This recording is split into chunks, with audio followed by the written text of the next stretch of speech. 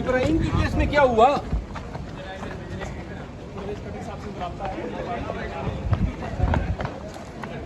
ये आप अटैक हुआ था आपके घर पे, किसने अटैक करवाया सर इस्तेकामी पार्टी ने आपसे रब्ता किया?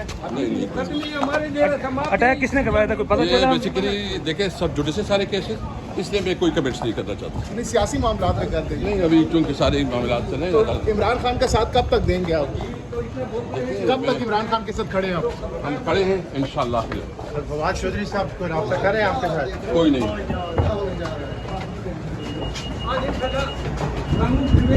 पीटीआई का क्या मुस्तकबिल देख रहे हैं सर? मामला बेहतर हो जाएंगे इंशाल्लाह। सर केपी में क्या सूरत हाल है पीटीआई की? सर केपी में भी सुना है बहुत बड़ा एक जा रहे हैं लोग पार्टी बनाने जा रहे हैं। अल्लाह खैर करेगा इंशाल्लाह। फौजी अदालतें कायम हो रही हैं, फौजी अदालतें। एतजाज हसन भी गए हैं उस हवाले से। आपको शरबत पिलाए, आपको जो है थोड़ा रिफ्रेशमेंट कराया।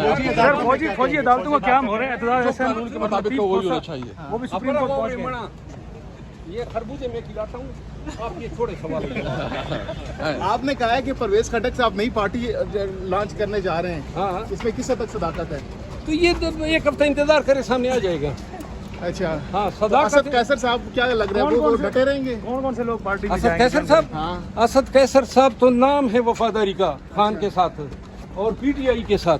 अच्छा और असद कैसर तो नाम है एक खलूस का, मोहब्बत कर। ये इन आड़े वक्तों में जिस तरह ये डट के खड़ा है, ये जो वो पेशियां भुगत रहा है, ये नताइज भुगत रहा है ना। ये अड्डों पे आ जाता, लाइन पे आ जाता, इनको पेश होने की जरूरत ही नहीं थी। किन्होंने हमला करवाया इनके घर पे? इनके घर पे हमला किन्होंने करवाया, कोई आइडिया है? जी ये सारे अमले जो हो रहे हैं ना, ये सारे अमले, सारी लीडरशिप को, ये पूरी अदालती रियासती मशीनरी को आज तक कल नहीं चला रही है।